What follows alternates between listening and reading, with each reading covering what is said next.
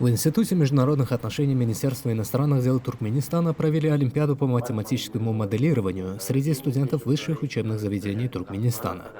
Она была приурочена ко Дню дипломатических работников Туркменистана, который ежегодно отмечается в нашей стране 18 февраля. В Олимпиаде участвовали по 3 студента от каждого вуза страны, различного направления подготовки и года обучения в вузах. Среди участников есть даже студенты непрофильных вузов, разных специальностей и направлений подготовки.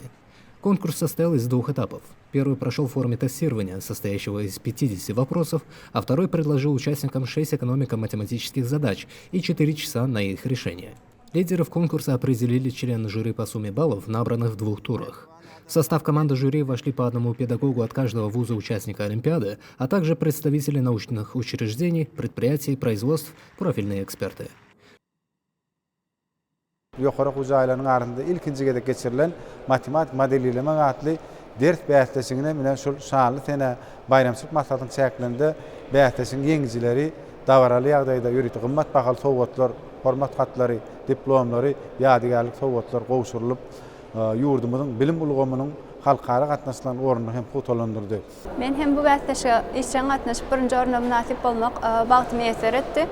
Men matematika dersi bilen has birinji taliplik ýyl döwrümden bäri ýakyndan gyzyklan gelýärin. Bu wäsleşik bolsa 2 tapgyrdan ibaret boldy.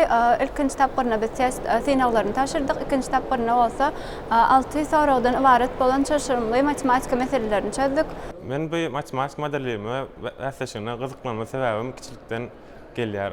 Bizim maşgalamyzda matematika modelleme wäsleşiginden atam höweslendirdi. Şular ýaly mümkinçilikleri döredip berýän gahrman arkadamydy.